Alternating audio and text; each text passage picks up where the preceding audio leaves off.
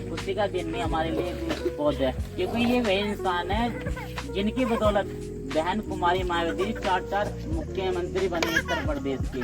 तो इनकी बदौलत कि अम्बेडकर जयंती को ना छुट्टी नहीं मिल रही है, तो इन्होंने देखा ये भी इसी कंपनी में काम करते थे, इन्होंने देखा कि यार पता नहीं किस बात पर क्या बहस हो रही है, तो वे हमारे लिए न रात और दिन एक ही है। ना तो हम रात को रात समझते हैं और ना दिन को दिन समझते हैं।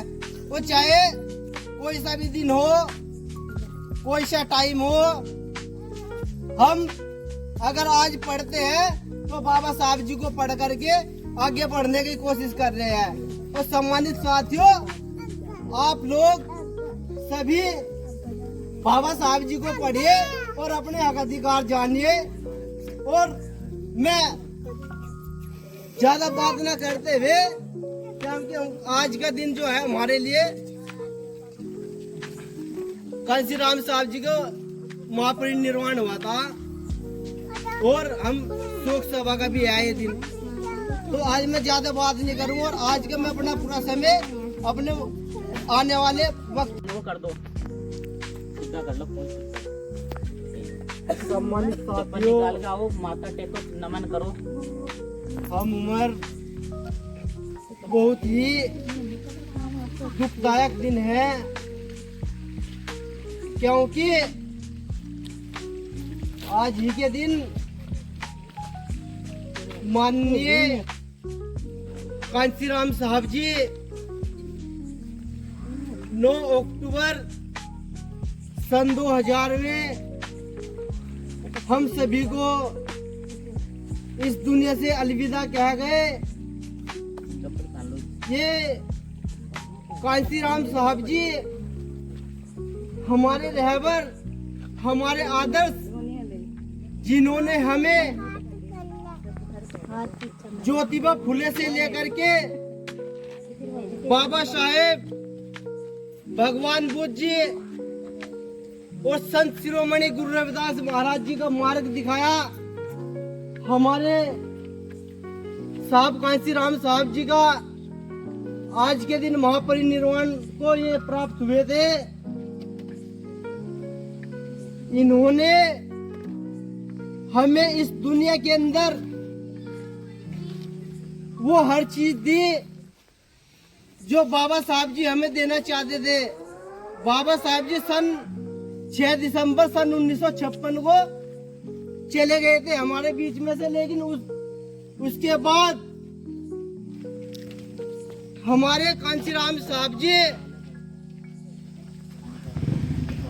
15 मार्च इस पवित्र इस धरती पर आए, जिन्होंने अपने 72 वर्षों की उम्र में हमें वो सीख दे करके गए जो बाबा साहेब डॉक्टर भीमराव अंबेडकर जी ने हमें जो अधिकार दिए थे। उस संविधान के बारे में बताया, अपना घर परिवार सब कुछ त्याग्या, अपनी नौकरी त्यागी, इस भारत के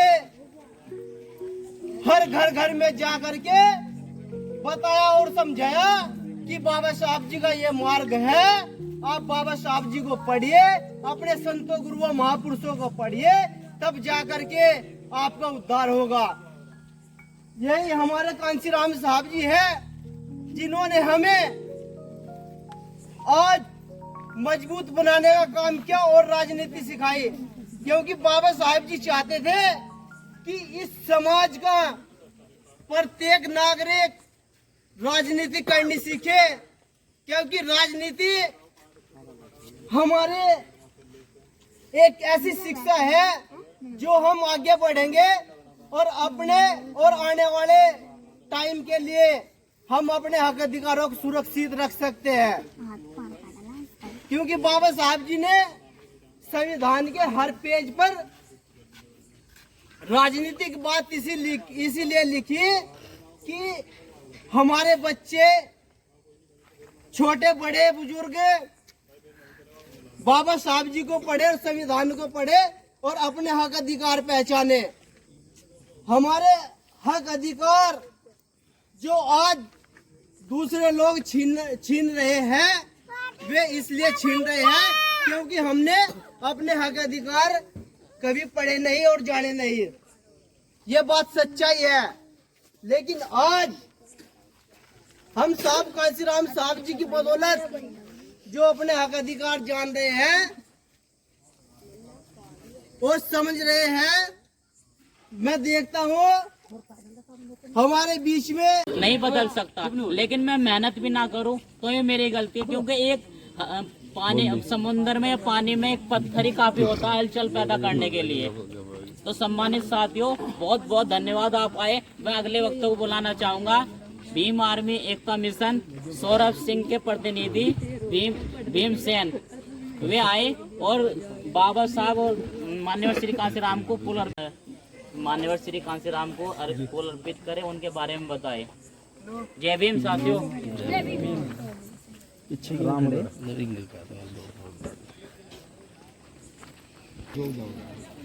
ठीक है।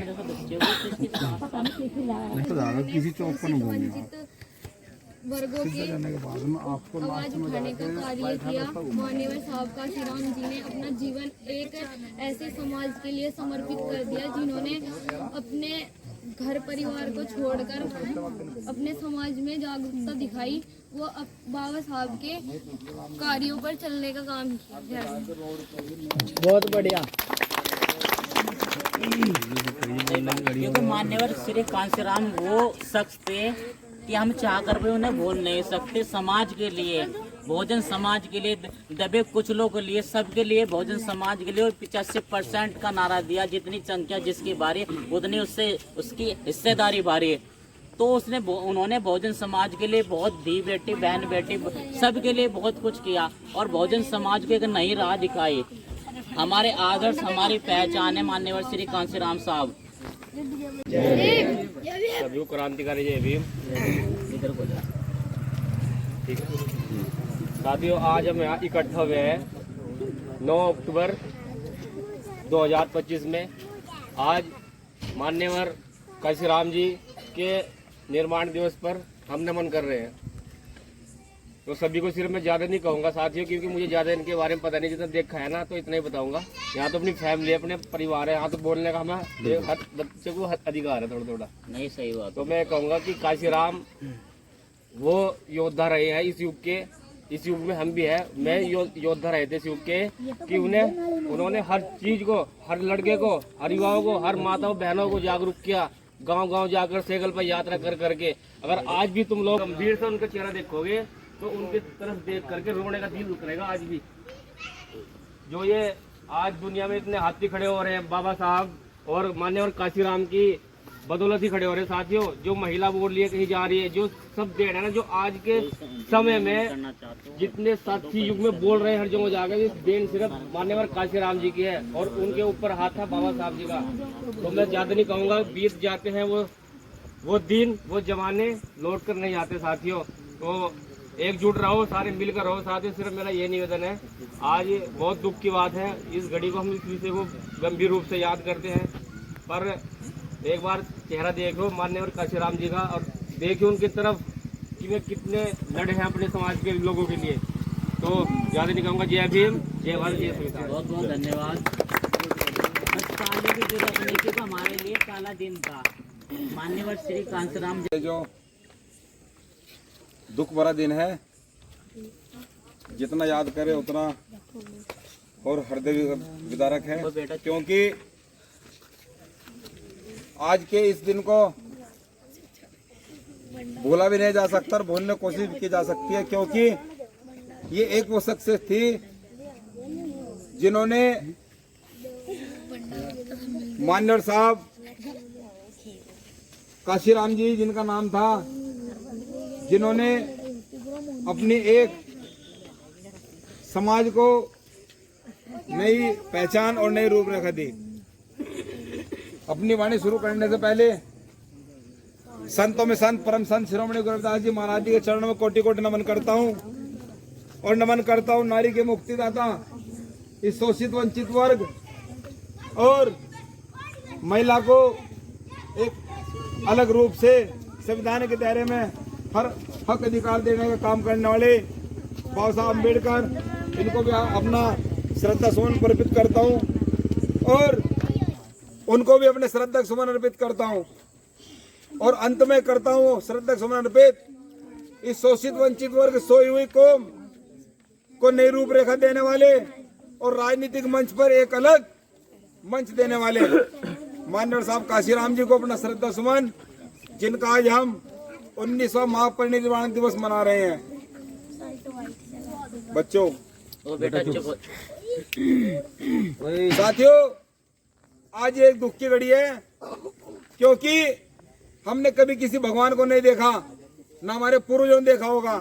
दादा बाबा नानी ताई जो भी हमारे पूर्वज रहे, भगवान को नहीं देखा होगा। अगर देखा होगा तो बाबा साहब अम्बेडकर को देखा होगा, ये देखा होगा माननीय साहब काशीराम जी को देखा होगा।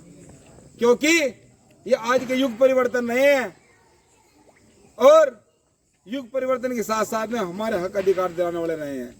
क्योंकि शायद बाबा साहब अम्बेडकर न होते तो देना वाला वाल्मीकि साहब भी ना होते, और अगर देना वाला वाल्मीकि साहब ना होते तो माननीय साहब काशीराम जी भी ना होते, और शायद अगर काशीराम जी ना होते तो हमारे सूबे का सबसे बड़ा सूबा उत्तर प्रदेश, जो भारत में सबसे बड़ा सूबा कहा जाता है, जिसका गलियारा निकालकर संसद तक का गलियारा निकलता है, उसमें 4 बार सम्मानित साथ आपकी सरकार न बनी होती।